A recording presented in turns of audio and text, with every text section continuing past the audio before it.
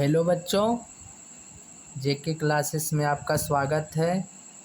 बच्चों, जैसा कि बीवीडी क्वेश्चन पेपर का एनालिसिस कर रहे थे बुक का, जिसमें से केमिस्ट्री का चैप्टर 5 जो कि मोस्ट इम्पोर्टेंट 5 ही चैप्टर है केमिस्ट्री में जहां से क्वेश्चन पूछे जाते हैं। तो अगला जो हम सब्जेक्ट स्टार्ट करेंगे वह बायोलॉजी है। पर आज जो हम आपको कराएंगे क्वेश्चन वो हमारे संस्थान का, हमारे बच्चे का जो हम टेस्ट लेते हैं हर 10 दिन, 15 दिन, 20 दिन में, आज उसी का एनालिसिस करेंगे। यहाँ फुल साइंस होगा बच्चों। फुल साइंस कहने का मतलब है कि फिजिक्स का क्वेश्चन, केमिस्ट्री का क्वेश्चन और बायोलॉजी का क्वेश्चन होगा। जैसे आपके एग्ज़ाम का पैटर्न से जैसे पूछा जाता है उसी तरह एग्ज़ाम पैटर्न पर आधारित प्रश्न है। तो चलिए बच्चों, एक एक क्वेश्चन हम लोग देखेंगे और ये बहुत मोस्ट इम्पोर्टेंट क्वेश्चन है। आप सारे बच्चे ध्यान से सुनिएगा और याद रखने का प्रयास करिएगा। चलिए बच्चों, पहला क्वेश्चन है कि हमारे घरों में जो विद्युत आपूर्ति की जाती है, याद रखिएगा बच्चों, हमारे घर में जो करंट है, जो धारा आया है, जो इलेक्ट्रिक करंट आया है वो अल्टरनेटिंग करंट है, अर्थात प्रत्यावर्ती धारा, अल्टरनेटिंग करंट। और वो जो होता है ना बच्चे 220 वोल्ट पर आपका एसी होता है। 220 वोल्ट पर क्या होता है? एसी होता है। जबकि आपसे आवृत्ति पूछेगा तो 50 हर्ज बताना है। आवृत्ति का ऐसा मात्रक बच्चों हर्ज होता है। चलिए दूसरा क्वेश्चन है, गर्म जल प्राप्त करने के लिए जल तापक का उपयोग किस दिन करेंगे? नहीं प्राप्त करने के लिए बच्चों, गर्म जल नहीं प्राप्त करने के लिए। तो देखिए, धूप वाले दिन तो गर्म जल हो सकता है और गर्मी रहे गर्म दिन में भी हो सकता है, लेकिन बच्चों बादल वाले दिन में हम गर्म जल प्राप्त नहीं कर सकते। नेक्स्ट क्वेश्चन है कि कौन सा ऊर्जा स्रोत ऊर्जा के व्युत्पन्न नहीं है? तो वो हो जाएगा नाभिकीय ऊर्जा। नेक्स्ट क्वेश्चन है स्टोमाटा। स्टोमाटा मतलब कहने का मतलब हो गया बच्चों रंध्र। गैसों का आदान प्रदान पौधे के किस भाग से होता है? तो स्टोमाटा से, जिसको हम लोग हिंदी में रंध्र बोलते हैं। तो बोला इसको खुलने और बंद होने में कौन मदद करता है ना? तो याद रखिएगा बच्चों, वहाँ पे पत्ती में एक कोशिका पाया जाता है जिसको हम लोग इंग्लिश में गार्ड कोशिका बोलते हैं और हिंदी में आपका द्वार कोशिका है। इसका आंसर हो जाएगा ए 4 का। चलिए नेक्स्ट क्वेश्चन है वृक्क की रचनात्मक और क्रियात्मक इकाई, यानी कि किडनी का जो है रचनात्मक और क्रियात्मक इकाई क्या है? तो याद रखिएगा बच्चों नेफ्रॉन, यानी कि किडनी का अध्ययन पूछेगा या वृक्क या इसी को गुर्दा बोलते हैं तो इसका अध्ययन हो जाएगा नेफ्रोलॉजी। और बच्चों किडनी का वजन जो होता है 150 ग्राम होता है। आकृति बोलेगा तो सेम के बीज जैसा आपको याद रखना है, सेम के बीज जैसा। और एक किडनी में कितना नेफ्रॉन पाया जाता है? तो 8 से 10 लाख पाया जाता है नेफ्रॉन। चलिए, अगर किसी व्यक्ति का बच्चों किडनी खराब भी हो जाता है तो एक किडनी से काम चल सकता है। चलिए नेक्स्ट क्वेश्चन है कि एंड्रोजन क्या है? एंड्रोजन एक नर लिंग हार्मोन है, जबकि एस्ट्रोजन, प्रोजेस्टेरोन यह एक मादा हार्मोन है, जबकि आपका टेस्टोस्टेरोन एक पुरुष नर हार्मोन है। नेक्स्ट क्वेश्चन है 7 नंबर कि किसका अपवर्तनांक सबसे अधिक होता है? तो सबसे अधिक अपवर्तनांक बच्चे हीरा का होता है 2.42 हीरा का अपवर्तनांक होता है। और सबसे जो कम अपवर्तनांक होता है वह कांच का होता है। किसी कार के अग्रदीप में, देखिए किसी कार के अग्रदीप मतलब कहने का मतलब है कि हेडलाइट में किस दर्पण का उपयोग किया जाता है? तो याद रखिएगा अवतल दर्पण का। दाढ़ी बनाने में किस दर्पण का उपयोग करते हैं? तो अवतल दर्पण का। सौर भट्टी में किस दर्पण का उपयोग करते हैं? तो अवतल दर्पण का। चलिए, और जो हमारे घरों में जो हम जिस दर्पण का उपयोग करते हैं वो आपका समतल दर्पण है। चलिए, और साइड मिरर में किस लेंस का उपयोग करते हैं? तो मतलब किस दर्पण का उपयोग करते हैं? तो उत्तल दर्पण, साइड मिरर के रूप में। गाड़ी में जो लगा रहता है साइड मिरर, उसमें उत्तल दर्पण। चलिए, आधुनिक आवर्त सारणी में क्षैतिज कतारें, देखिए बच्चों क्षैतिज कतारे को क्या कहते हैं? तो क्षैतिज कतारें आवर्त कल ही हम लोग पीरियोडिक टेबल के बारे में पढ़े थे, जिनका जनक मेंडलीव को कहा जाता है, जबकि आधुनिक पीरियोडिक टेबल का जनक मोसले हो जाएंगे। लेकिन दोनों के समय आवर्त की संख्या कितना था? 7 था, जबकि मेंडलीव के समय वर्गों की संख्या 8 था। वर्तमान में पीरियोडिक टेबल में वर्गों की संख्या 18 है, जबकि आवर्त 7 ही है। नेक्स्ट क्वेश्चन है, लोहे को जंग से बचाने के लिए किसकी परत चढ़ाई जाती है? तो जिंक की परत। लोहे में जब जंग लगता है बच्चों तो उसका वजन बढ़ता है और फिर धीरे धीरे घटता है। तो आप याद रखिएगा, जब कोई चीज़ ऑक्सीजन, जब लोहा का कोई भी वस्तु ऑक्सीजन की उपस्थिति या पानी से संबंधित कोई भी क्रिया करके यह इसमें जंग लग जाता है। तो इसको जंग से बचाने के लिए जिंक का परत चढ़ाया जाता है। जिंक का परमाणु संख्या आपका 30 होता है, जिंक का परमाणु संख्या 30। और जिंक के परत चढ़ाने की क्रिया को गैल्वेनीकरण या गैल्वेनाइजेशन या जस्तीकरण कहते हैं। कौन सा गैस चूने के पानी को दूधिया कर देता है? तो CO2 गैस चूने के पानी को दूधिया कर देता है। क्लोरोफिल में कौन सा एक तत्व पाया जाता है? तो आप याद रखिएगा, मैग्नीशियम पाया जाता है। आधुनिक आवर्त सारणी के अनुसार तत्वों का गुणधर्म, देखिए आधुनिक आवर्त सारणी के अनुसार तत्वों का गुणधर्म किसके आवर्त फलन होते हैं? तो परमाणु क्रमांक के, क्योंकि आधुनिक आवर्त सारणी किस आधार पे तत्वों का वर्गीकरण किया गया है? तो परमाणु संख्या के आधार पे। चलिए नेक्स्ट क्वेश्चन है कि किस लेंस को अभिसारी लेंस कहा जाता है? किस लेंस को अभिसारी लेंस कहा जाता है? तो उत्तल लेंस को अभिसारी लेंस कहा जाता है, जबकि अपसारी लेंस किसको कहा जाता है? तो अवतल लेंस को। चलिए टार्टरिक अम्ल किस में पाया जाता है? तो टार्टरिक अम्ल किस में पाया जाता है? इमली में। जबकि सिरका में कौन सा अम्ल पाया जाता है? एसिटिक अम्ल। संतरा और नींबू में कौन सा अम्ल पाया जाता है? सिट्रिक अम्ल। टमाटर में कौन सा अम्ल पाया जाता है? ऑक्जेलिक अम्ल। इसके अलावा चाय में कौन सा अम्ल पाया जाता है? टैनिक अम्ल। उसके बाद आपसे पूछेगा सेब में कौन सा अम्ल पाया जाता है? तो भी आप बताइएगा मैलिक अम्ल। चलिए नेक्स्ट क्वेश्चन है कि जिप्सम को कितने डिग्री सेल्सियस पर गर्म करने पर प्लास्टर ऑफ पेरिस प्राप्त होता है? तो 120 डिग्री। जब आपसे पूछेगा जिप्सम का सूत्र तो CaSO4 × 2H2O। जब आपसे पूछेगा प्लास्टर ऑफ पेरिस का सूत्र तो CaSO4 × ½ H2O। चलिए बच्चों नेक्स्ट क्वेश्चन है जिप्सम का सूत्र। देखिए अगला क्वेश्चन वही है, तो CaSO4 × 2H2O, जबकि CaSO4 × ½ H2O ये किसका है? प्लास्टर ऑफ पेरिस का। नेक्स्ट क्वेश्चन है कि वैद्युत प्रतिरोधकता का एसआई मात्रक। देखिए बच्चों जब पूछेगा प्रतिरोध का एसआई मात्रक पूछेगा तो केवल आपका हो जाएगा ओम। इसी को ओम का ये सिंबल है, ये और ये ओम हो गया। लेकिन यहाँ पूछा प्रतिरोधकता, इसलिए इसका आंसर हो जाएगा ओम मीटर। क्या हो जाएगा बच्चों? ओम मीटर। चलिए धारा का एसआई मात्रक पूछेगा तो आप क्या बताइएगा? एम्पियर बताइएगा। धारा का एसआई मात्रक एम्पियर। और आवेश का एसआई मात्रक पूछेगा तो आप कूलाम बताइएगा। आवेश का एसआई मात्रक कूलाम। और विभव का एसआई मात्रक पूछेगा तो वोल्ट बताइएगा। विभव का एसआई मात्रक वोल्ट बताइएगा। बल का एसआई मात्रक पूछेगा तो न्यूटन हो जाएगा, न्यूटन। बल का एसआई मात्रक न्यूटन। चलिए विभवांतर का एसआई मात्रक पूछेगा तो वोल्ट मीटर। विभवांतर का एसआई मात्रक वोल्ट मीटर। चलिए नेक्स्ट क्वेश्चन है कि विद्युत का सबसे अच्छा चालक चांदी हो जाएगा। और जब कार्य का एसआई मात्रक पूछेगा तो जूल बताना है। और ऊर्जा का भी एसआई मात्रक क्या होगा?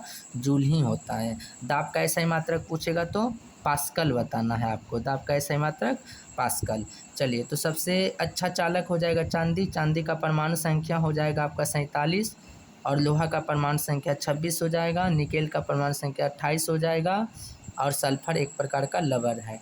चलिए विद्युत धारा के चुंबकीय प्रभाव की खोज किसने की? विद्युत धारा का चुंबकीय प्रभाव ऑस्टेड वैज्ञानिक ने विद्युत धारा के चुंबकीय प्रभाव की खोज की। जबकि धारा का एसआई मात्रक क्या होता है?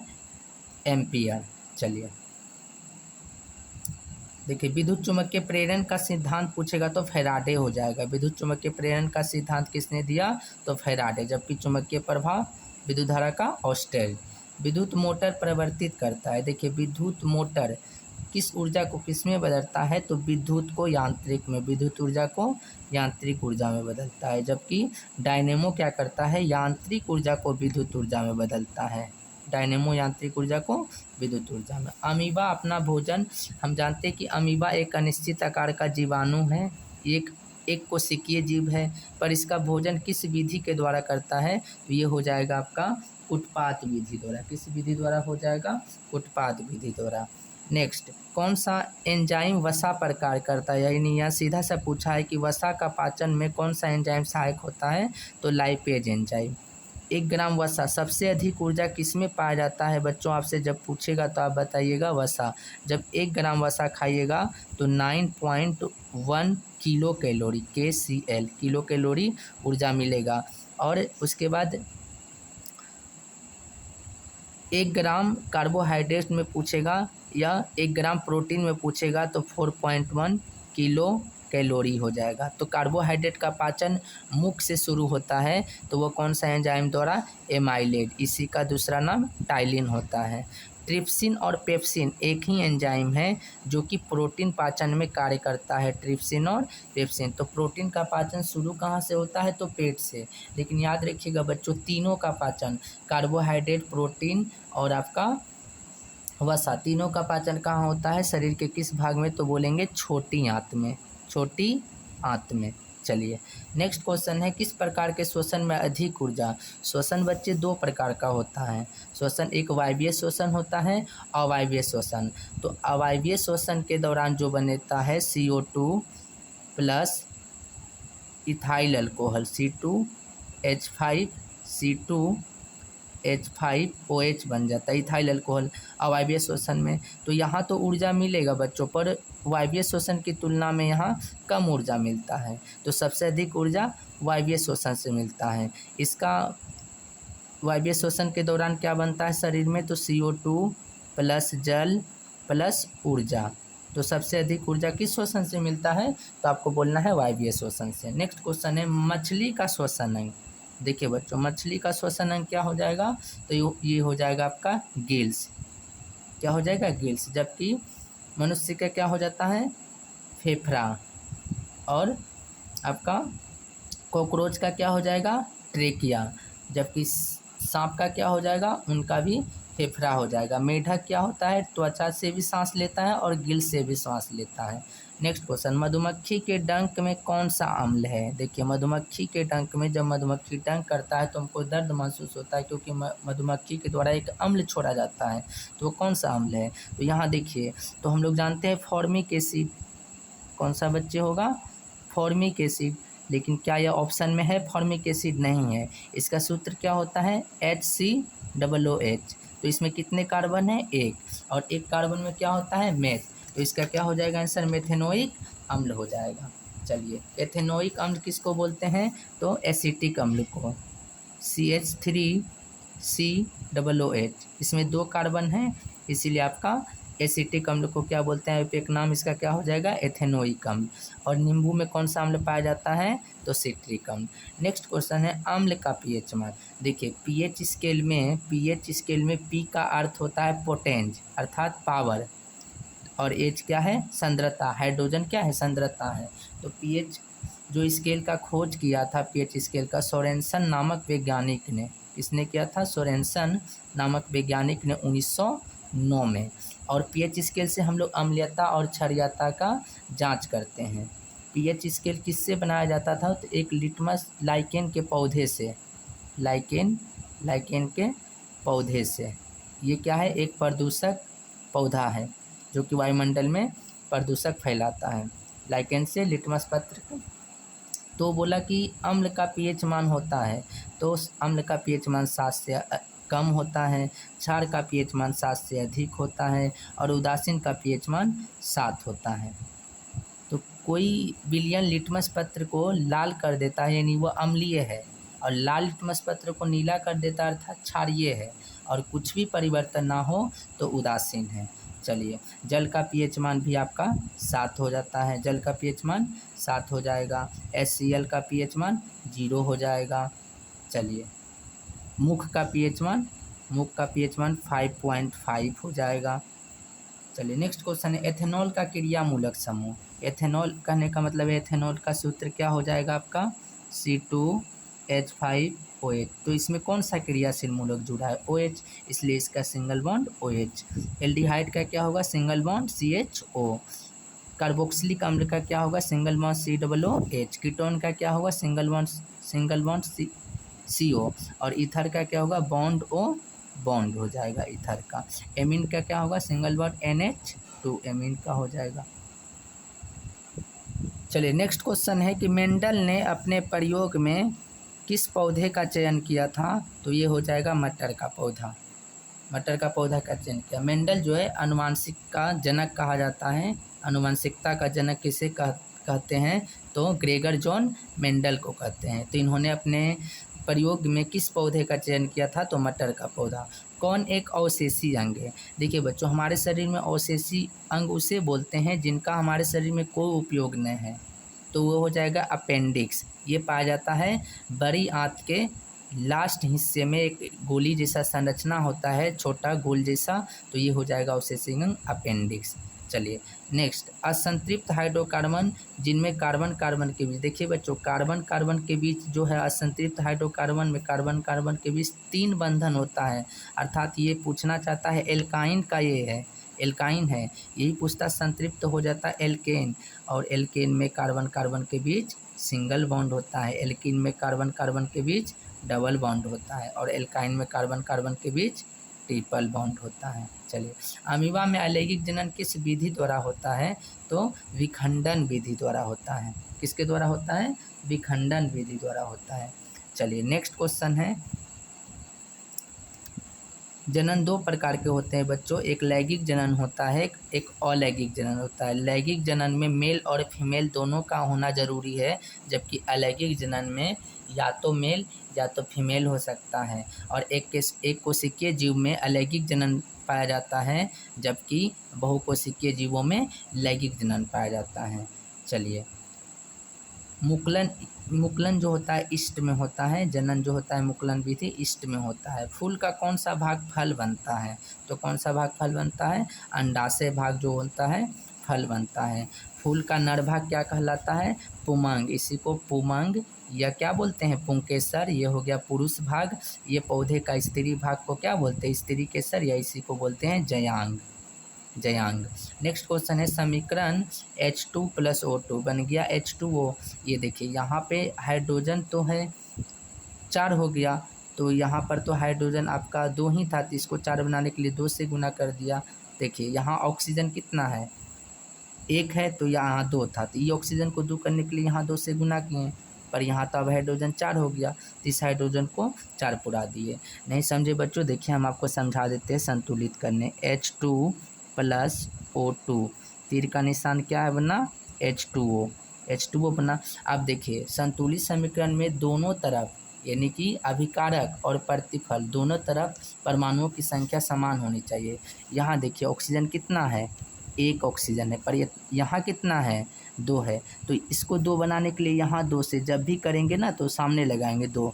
जैसे यहाँ 2 लगाएं बच्चों यहाँ हाइड्रोजन तो अब 4 हो गया तो इस हाइड्रोजन को 4 करने के लिए यहाँ क्या करेंगे 2 से गुना करेंगे। तो ये कौन सा अभिक्रिया हो तो जब 2 या 2 से अधिक पदार्थ से मिलकर या जुड़कर एक नया पदार्थ बनता है तो वह संयोजन होता है। तो यह संयोजन अभिक्रिया है। चीनी का सूत्र आपसे पूछा तो चीनी का सूत्र क्या होगा चीनी का सूत्र होगा C12H22 O11। ये हो गया ग्लूकोज का सूत्र C12 C6H12O6 ये हो गया ग्लूकोज का सूत्र। और ये हो गया चीनी का। धोवन सोडा का सूत्र धोबिया सोडा या धोने वाला सोडा Na2CO3 × 10H2 अर्थात इसमें जल के कितने अणु होते हैं 10 अणु होते हैं। आवर्त सारणी के प्रथम वर्ग के तत्व कहलाते हैं। प्रथम वर्ग के तत्व एक क्षार धातु कहलाते हैं। द्वितीय वर्ग के तत्व एक मृदा क्षार धातु कहलाते हैं मृदा क्षार धातु। और ये किस ब्लॉक का तत्व होता है क्षार धातु और मृदा क्षार धातु तो एस ब्लॉक में कितने ग्रुप तो बच्चे 2 ग्रुप फर्स्ट और ग्रुप सेकेंड आता है। चलिए नेक्स्ट क्वेश्चन। और एस ब्लॉक में केवल कितना एलिमेंट है प्रथम आवर्त में देखा जाए तो 2 एलिमेंट है। एस ब्लॉक के प्रथम आवर्त में 2 तत्व और दूसरे आवर्त में 8 तत्व। किसे रासायनिक दूत कहा जाता है? हमारे शरीर में आंतरिक क्रियाएं जो कि उत्तेजित करने के लिए रासायनिक पदार्थ के रूप में हार्मोन पाया जाता है, जो कि ग्रंथि से स्रावित होता है, इसे रासायनिक दूत कहा जाता है। चलिए, लेंस की क्षमता का मात्रक, लेंस की क्षमता का ऐसा ही मात्रक क्या होगा? डायोप्टर होता है। लेंस की क्षमता का ऐसा मात्रक डायोप्टर, जबकि ऊर्जा का ऐसा मात्रक जूल। चलिए, शक्ति का ऐसा मात्रक वाट। किस धातु से सोलर सेल बनाया जाता है? तो हमारे जो सोलर सेल आप देखे होंगे उसमें किस धातु का? सिलिकॉन का उपयोग किया जाता है सोलर प्लेट में। तो सिलिकॉन का परमाणु संख्या कितना हो जाएगा? आपका 14 हो जाएगा। यह एक उपधातु है, अर्धचालक है। सल्फर का परमाणु संख्या 16, जिंक का परमाणु संख्या 30, लिथियम का परमाणु संख्या 3। ये लिथियम सबसे हल्की धातु है, लिथियम सबसे हल्की धातु। पौधों में जनन अंग, पौधों में जनन अंग क्या होता है? पुष्प होता है। चलिए, एक तत्व का इलेक्ट्रॉनिक विन्यास 287 है, तो इस तत्व का नाम और परमाणु संख्या। तो सबसे पहले आप जोड़ लीजिए इसको, ये कितना है? 287, यानी 8 2 10 17, यानी तत्व का नाम हो गया क्लोरीन। और क्या पूछा? इस तत्व का नाम लिखे, तो तत्व का नाम क्लोरीन हो गया, परमाणु संख्या 17 हो गया। तो बच्चों ऑब्जेक्टिव 40 ही था, इसके बाद इसमें सब्जेक्टिव है। तो चलिए हम लोग नेक्स्ट पेपर उठाते हैं पूरा, जिसमें है फिजिक्स, केमिस्ट्री, बायोलॉजी, यानी वो भी बोर्ड एग्जाम के आधारित पर प्रश्न बनाया गया है। चलिए बच्चों, इसमें कुछ प्रश्न दिए थे हम जो कि केमिकल फार्मूला से संबंधित है, आपको मिलान करना है। चलिए इन प्रश्नों को मिलान करते हैं जो कि केमिकल फार्मूला से। बेकिंग सोडा, बेकिंग सोडा को ही हम लोग खाने वाला सोडा बोलते हैं। क्या बोलते हैं बच्चों? खाने वाला सोडा। इसका आपसे सूत्र पूछा, देखिए ये हो गया व्यापारिक नाम, ये हो गया, ये भी बोलचाल भाषा में मिल जाता है। इसी को बोलते हैं सोडियम बाइकार्बोनेट, रासायनिक नाम। तो ये सूत्र होगा NaHCO3, ये हो जाएगा, अर्थात एक का आंसर आपको यहाँ मिल जाएगा। नेक्स्ट, धोने का सोडा अर्थात धोवन सोडा, तो जिसमें देखिए Na2CO3 × 10H2, अर्थात यहाँ देखिए 2 का आंसर यहाँ है। चलिए अगला है ग्लोबल साल्ट, ग्लोबल साल्ट का हो जाएगा आपका Na2SO4 × 10H2O, ये हो जाएगा ग्लोबल साल्ट का ये। चलिए नेक्स्ट है नीला थोथा, नीला थोथा अर्थात जिसको तुतिया बोलते हैं, CuSO4 × 5H2O, ये हो जाएगा। और अगला बंच के आपका जिप्सम, तो जिप्सम का हो जाएगा CSO4 × H2H2O, ये हो गया। तो चलिए इसका भी मिलान ही कर देते हैं। बेकिंग सोडा का हो जाएगा NaHCO3, उसके बाद हो जाएगा आपका धोवन सोडा का Na2CO3 × 10H2O। चलिए नेक्स्ट क्वेश्चन पेपर मेरे सामने आ गया बच्चों, इसका हम लोग क्वेश्चन देखते हैं कि कैसे कैसे प्रश्न पूछे जाते हैं एग्जाम में। जिसमें पहला क्वेश्चन है पौधे का जनन अंग, जो कि उस सेट में भी था। पौधे का जनन अंग किसको बोलते हैं? पुष्प को। और कौन सा भाग फल बनता है? अंडाशय वाला भाग।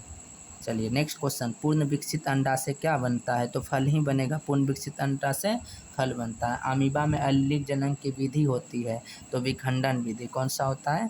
विखंडन। चलिए, क्योंकि जनन 2 प्रकार का होता है, लैंगिक और अलैंगिक। एक कोशिकीय जीवों में अलैंगिक जनन होता है, जबकि बहुकोशिकीय जीवों में लैंगिक जनन। अलैंगिक जनन में या तो नर या तो मादा का आवश्यकता होता है कोई एक, जबकि लैंगिक जनन में दोनों। परागकोश में होते हैं, तो परागकोश में क्या होते हैं? परागकण होते हैं, परागकोश में परागकण होते हैं। चलिए नेक्स्ट क्वेश्चन, मनुष्य के युग्मक में गुणसूत्र की संख्या, युग्मक में गुणसूत्र की संख्या पूछेगा तो आपका 46 हो जाएगा, और जब जोड़ी में पूछेगा तो आपका 23 जोड़ी हो जाएगा, जोड़ी में 23 जोड़ी। चलिए, जबकि 22 जोड़ी ऑटोसोम होता है, 22 जोड़ी ऑटोसोम होता है। चलिए नेक्स्ट क्वेश्चन, इंसुलिन स्रावित होता है, किस ग्रंथि से इंसुलिन स्रावित होता है? तो याद रखिएगा ये हो जाएगा आपका मिश्रित ग्रंथि, जिसको हम लोग अग्नाशय बोलते हैं, और उसी ग्रंथि को लैंगरहैंस की दीपिकाएँ कहते हैं। और इंसुलिन की कमी से जो रोग होता है आपका, वो कौन सा रोग होता है बच्चों? मधुमेह रोग, या इसी को क्या बोलते हैं? डायबिटीज़। क्या बोलते हैं? डायबिटीज़। चलिए नेक्स्ट क्वेश्चन है, मस्तिष्क में बुद्धि और चतुराई का केंद्र किसे कहा जाता है? तो ये हो जाएगा आपका सेरिब्रम। जबकि शरीर में संतुलन का कार्य कौन करता है? सेरिबेलम, जो कि पश्च मस्तिष्क का भाग है, जिसको जो कि शरीर में संतुलन का कार्य करता है, जिसको इंग्लिश में, हिंदी में अनुमस्तिष्क और इंग्लिश में सेरिबेलन बोलते हैं। चलिए, शरीर का सबसे अधिक 66% भाग जो कि अग्र मस्तिष्क है, तो ये 2/3 ये सेरिब्रम का ही पार्ट है। चलिए, तो ये बच्चे जो है मिश्रित ग्रंथि इसको इसलिए बोलते हैं अग्नाशय को, क्योंकि ये इन हार्मोन के साथ साथ ये हार्मोन भी और एंजाइम दोनों छोड़ता है। नेक्स्ट क्वेश्चन, जिब्रेलिन क्या है? जिब्रेलिन क्या है? ये एक हार्मोन है, पौधों में पाए जाने वाला हार्मोन है। नेक्स्ट क्वेश्चन, किशोरावस्था में होने वाले परिवर्तन का कारण क्या है? टेस्टोस्टेरोन और एस्ट्रोजन, ये होने परिवर्तन का कारण है किशोरावस्था।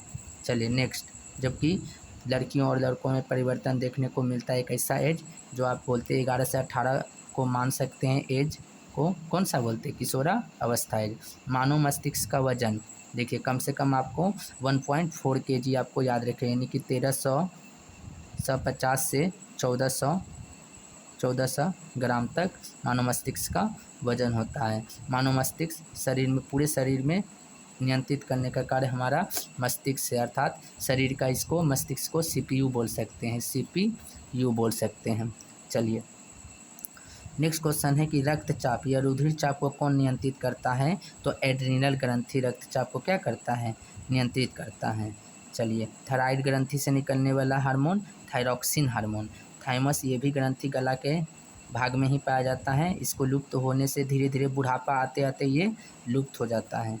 चलिए, विरिसन, विरिसन एक क्या है? ग्रंथि है, एक नर ग्रंथि है, और एक होता है अंडाशय। अंडाशय क्या है? मादा ग्रंथि है। अंडाशय एक मादा ग्रंथि है, मादा जनन अंग का भाग है अंडाशय, और इससे क्या निकलता है? अंडाणु। और विरिसन से क्या, विरिसन में क्या बनता है? शुक्राणु। क्या बनता है? शुक्राणु। चलिए नेक्स्ट क्वेश्चन है, वायरस संक्रमित रोग है। वायरस संक्रमित रोग क्या हो जाएगा आपको? इसमें HIV या एड्स हो जाएगा। HIV एड्स ये संक्रमित रोग है। चलिए नेक्स्ट क्वेश्चन है, पाचन क्रिया पूर्ण होती है। पाचन क्रिया कहाँ पूर्ण होती है? छोटी आंत में। यहाँ पे आपका प्रोटीन, कार्बोहाइड्रेट और फैट तीनों का पाचन हो जाता है। प्रोटीन का पाचन कौन सा एंजाइम? Trypsin enzyme. कार्बोहाइड्रेट का पाचन लाइपेज एंजाइम, और फैट का पाचन, कार्बोहाइड्रेट का पाचन टाइलिन एंजाइम या एमाइलेज, और फैट का पाचन आपका लाइपेज एंजाइम। चलिए नेक्स्ट क्वेश्चन, मानव मूत्र में उपस्थित नहीं होता है। जल होता है, यूरिया होता है, आपका सोडियम क्लोराइड का मात्रा होता है, पर ये सोडियम नाइट्रेट नहीं होता है।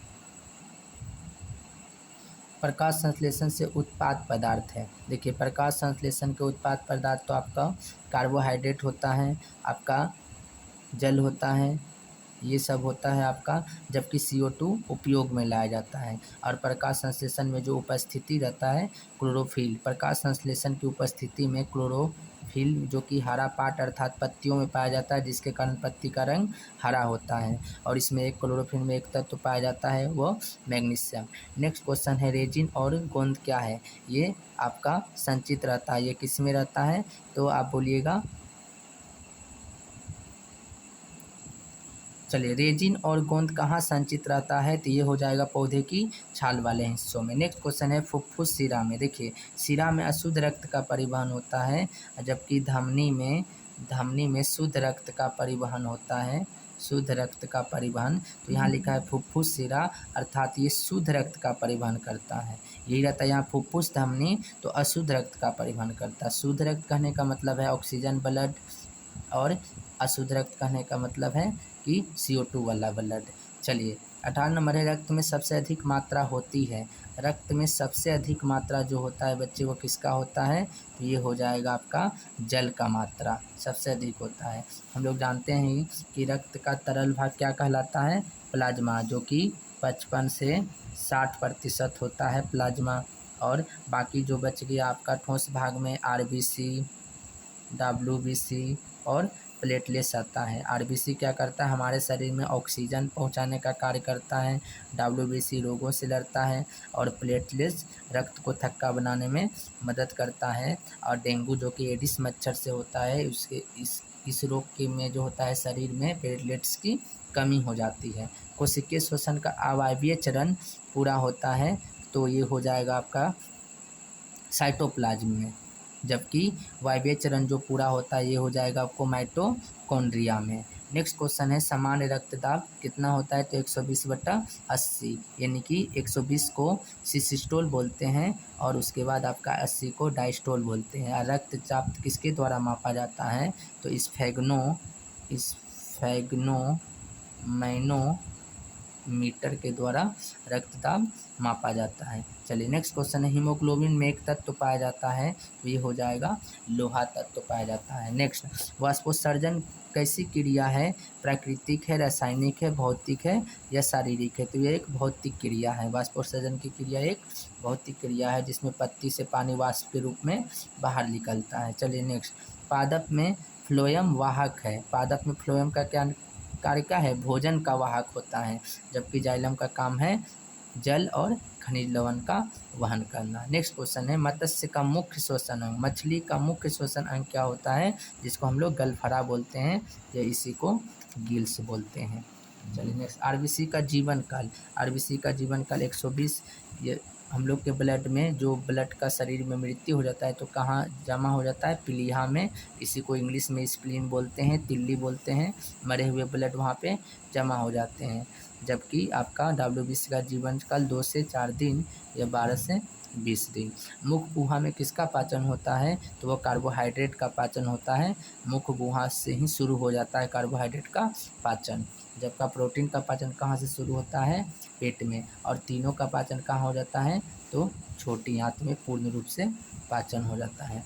मानव पेशाब में यूरिया का मात्रा, मानव पेशाब में यूरिया का प्रतिशत क्या हो जाएगा, 2%। चलिए नेक्स्ट क्वेश्चन है ग्रहणी किसका भाग है, तो ग्रहणी छोटी आंत का एक हिस्सा है। चलिए बच्चों नेक्स्ट क्वेश्चन में कुछ 10 नंबर का मिलान दिया गया था मेरे द्वारा। चलिए इसका आंसर हम आपको बता दें। ट्रेकिया का लंबाई, जब ट्रेकिया का लंबाई पूछेगा तो आपको 11 सेंटीमीटर बताना है। रक्त में प्लाज्मा का प्रतिशत क्या हो जाएगा, तो 55% बचाना है। मुख्य उत्सर्जी अंग किसको बोलते हैं, तो यहीं पे कहीं होगा बच्चे, किडनी को बोलते हैं।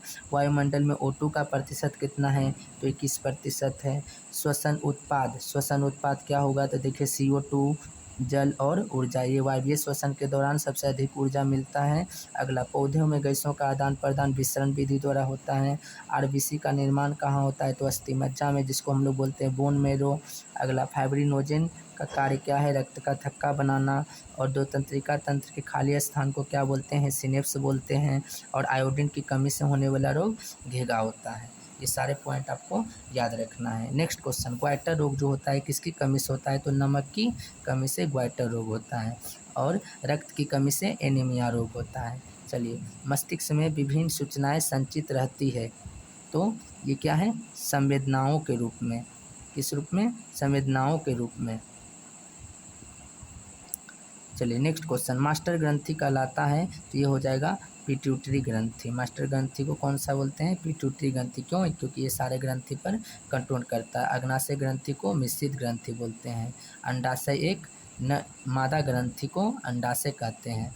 एक पादप हार्मोन, इसमें से कौन है एक पादप हार्मोन, तो जिब्रेलिन है। चलिए नेक्स्ट, ये थायराइड ग्रंथि से निकलने वाला हार्मोन थायरोक्सिन हार्मोन। ये मादा सेक्स हार्मोन एस्ट्रोजन, और एक होता है प्रोजेस्टेरोन। और ये हो जाएगा मिश्रित ग्रंथि अग्नाशय से निकलने वाला हार्मोन इंसुलिन, और इसकी कमी से मधुमेह होता है। चलिए नेक्स्ट क्वेश्चन है, अफ्रीकी मानव का निकटतम प्राणी कौन है, तो ये हो जाएगा चिंपैंजी। क्या हो जाएगा, चिंपैंजी। नेक्स्ट क्वेश्चन है, मेंडल किस देश के ईसाइयों के मठ के थे, तो ऑस्ट्रिया के ईसाई मठ से संबंधित थे, जिन्हें अनुवंशिकता का जनक कहा जाता है। पूरा नाम ग्रेगर जॉन मेंडल, जिन्होंने अपने प्रयोग में मटर पौधा का चयन किए थे। मटर पौधा का। पुरुष जीन संगठन क्या है, पुरुष का तो हो जाएगा XY, और महिला जीन संगठन, स्त्री जीन संगठन XX हो जाएगा। कायिक विभिन्नता होती है, कायिक विभिन्नता क्या हो जाएगी बच्चों, इनमें ये आप अपनों हमको कमेंट में आंसर करके बताइए कि कायिक विभिन्नता होती है। नेक्स्ट, घोंघा किस समुदाय का प्राणी है, घोंघा आपका किस समुदाय का प्राणी है, ये भी आप हमको कमेंट करके आंसर बताइए दोनों प्रश्न का। चलिए नेक्स्ट क्वेश्चन है कि पारिस्थितिकी तंत्र में ऊर्जा का स्रोत, एकमात्र ऊर्जा का स्रोत सनलाइट है, सूर्य प्रकाश है। ओजोन के एक अणु में ऑक्सीजन के कितने परमाणु होते हैं? तो सूत्र होता है O3। तो कितने हैं? 3 हैं। और ये किस मंडल में पाया जाता है? Ozone layer. तो बोलेंगे समताप मंडल में पाया जाता है। समताप मंडल में ये हमें कौन सा किरणों से बचाता है? तो पराबैंगनी किरणों से। वरना अगर हमारे शरीर पे पड़ेगा तो कौन सा रोग हो जाएगा? तो त्वचा कैंसर होने की संभावना हो सकती है। चलिए इसलिए 16 सितंबर को ओजोन दिवस मनाया जाता है। नेक्स्ट है आहार श्रृंखला। आहार श्रृंखला में एक पोषी स्तर दूसरे को, यानी एक जीव दूसरे जीव को खाता है। जैसे देखिए घास, गेहूँ, आम, ये गलत है बच्चों। घास, बकरी, मानो, ये हो सकता है आपका बी नंबर आंसर। उसके बाद बकरी, गाय, हाथी, नहीं बच्चों। घास, मछली, बकरी नहीं। Option number B global warming के लिए उत्तरदायी है, तो हो जाएगा CO2, जिसको हम लोग शुष्क बर्फ भी किसको बोलते हैं? CO2 को। चलिए एमीन का सूत्र, अमोनिया का सूत्र NH3। नाइट्रोजन गैस वायुमंडल में कितना है? 78%। ऑक्सीजन कितना है? 21%। एक उत्पादक हरा पेड़ पौधा और पौधे जितने भी हैं वो सब उत्पादक श्रेणी में आते हैं। कौन प्राथमिक उपभोक्ता है? प्राथमिक उपभोक्ता में आपका शाकाहारी आता है। चलिए अद्वितीय उपभोक्ता में मांसाहारी, तृतीय उपभोक्ता में सर्वाहारी। CFC पाया जाता है तो एयर कंडीशनर और रेफ्रिजरेटर और आपका जेट इंजन, ये सभी में पाया जाता है आपका एयर कंडीशन। और ओजोन परत में कमी का कारण भी क्या है? CFC का फुल फॉर्म क्लोरोफ्लोरोकार्बन। भूमिगत जल का उदाहरण है, ये आप भूमिगत जल का उदाहरण है। तो ये हमको प्रश्न आपको कमेंट करके आंसर बताना है कि भूमिगत जल का उदाहरण कौन है। चलिए नेक्स्ट, अजैव निम्नीकरण है, वैसा चीज़ जो सड़ेगा नहीं। तो देखिए ये टिश्यू पेपर सड़ जाएगा, आपका छिलका भी सड़ जाएगा, जबकि थर्मोकल नहीं सड़ेगा। नेक्स्ट, कौन प्राकृतिक संसाधन नहीं है? वायु है, मृदा है, जल है। कौन प्राकृतिक संसाधन नहीं है? ये हो जाएगा बच्चों, ये हो जाएगा कि कौन प्राकृतिक संसाधन नहीं है? तो जीवधारी। टिहरी बांध परियोजना किस राज्य में है? तो ये हो जाएगा उत्तराखंड। और कोलिफॉर्म क्या है? तो कोलिफॉर्म एक जीवाणु है। तो चलिए बच्चों आज हम लोग 2 प्रैक्टिस सेट देख लिए हैं साइंस का, जो कि कम से कम हमको लगता है कि 100 क्वेश्चन आपको हम कराएं। ये सारे क्वेश्चन मोस्ट इम्पोर्टेंट है। सारे बच्चे अपने तैयारी को लगातार प्रयास करते रहिए बच्चों। अपने कर्म पर ध्यान दीजिए, फल का चिंता मत करिए। जब कर्म सही होगा तब फल भी सही होगा। चलिए बच्चों आज के लिए इतना काफ़ी है। थैंक यू बच्चों।